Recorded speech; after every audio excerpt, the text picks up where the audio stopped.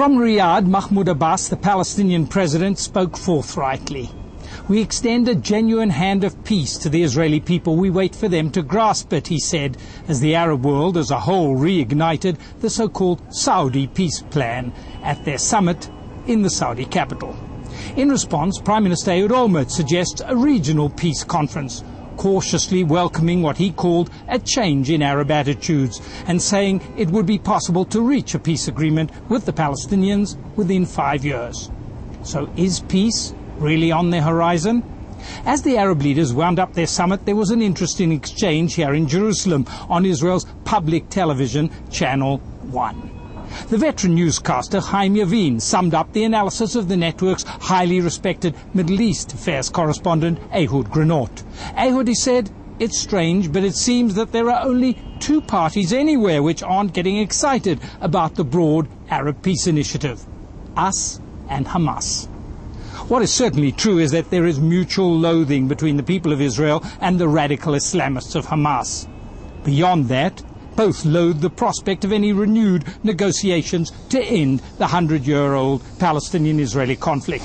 And there's something else that they now share. Both don't see any political horizon out of the Saudi peace initiative.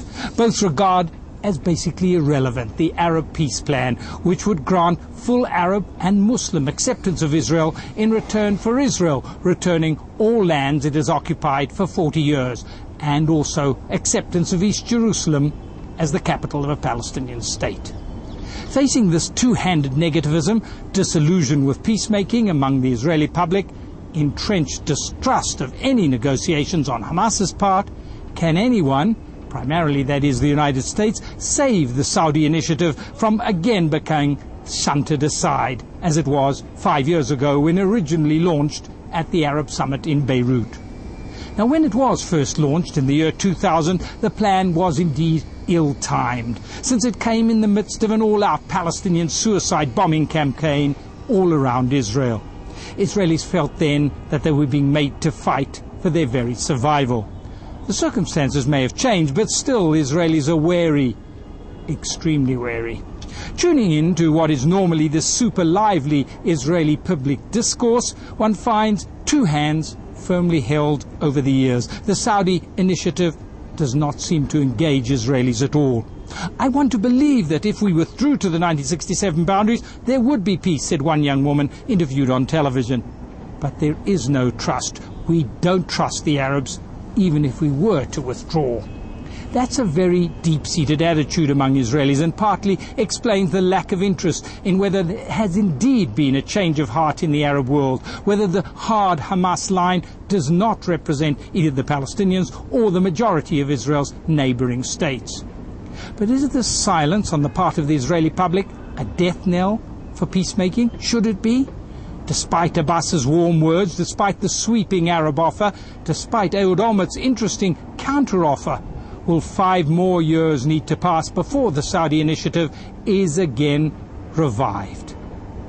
Perhaps it need not be so. If, like Hamas, the Israeli people are not interested in hearing a buzz of peace in the air, could that not be a good thing? Maybe it's precisely what peacemakers should be looking for.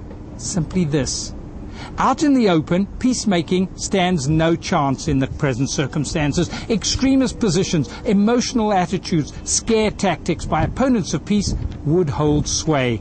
The negotiating leaders would be constrained and would have to meet the toughest benchmarks. Each side would have to hunker down in its own bastion. Attempts to reach common ground would certainly be doomed to fail. We have been there before with such declarations of peace, after all, such peace intentions and counter-declarations. And that's partly why the Israeli people seem rather blasé. But recall how in each previous instance, when Israelis were not asked beforehand to endorse a sweeping break with entrenched positions, peace with Sadat's Egypt, the 1993 Oslo Accords, Ariel Sharon's 2005 unilateral handing over of Gaza, in each breakthrough move, there was eventually public approval, but only after the agreement.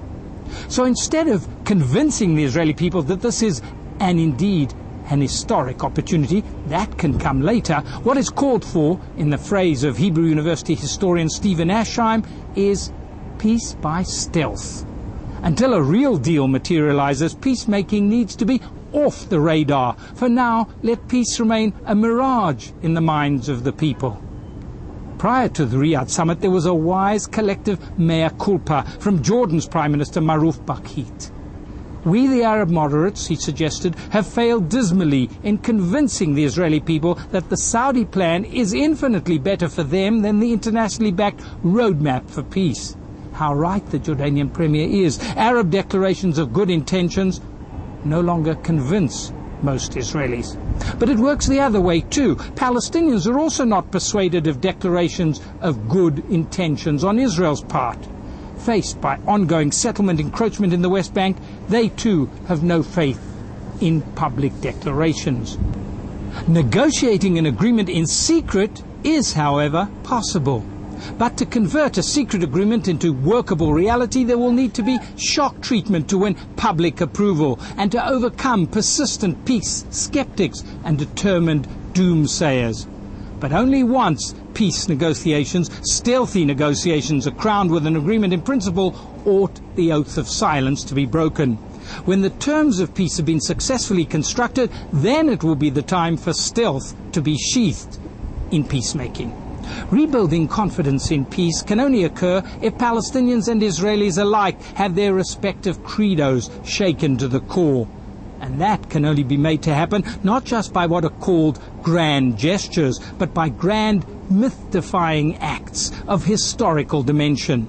On the Israeli side, say, to reverse, not merely to freeze, settlement building in the West Bank, and on the Arab side, say, for an audacious confidence-building act like Anwar Sadat's earth-shattering visit to the Yad Vashem Holocaust Memorial and to the Knesset here in Jerusalem.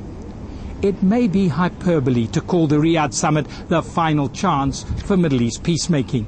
It is no exaggeration, however, to say that a double-barreled grand negotiating strategy of stealth and audacity could not only radically reverse the present gloom about the future, it could usher into the Middle East the one thing that it is yet to experience, a durable, comprehensive peace.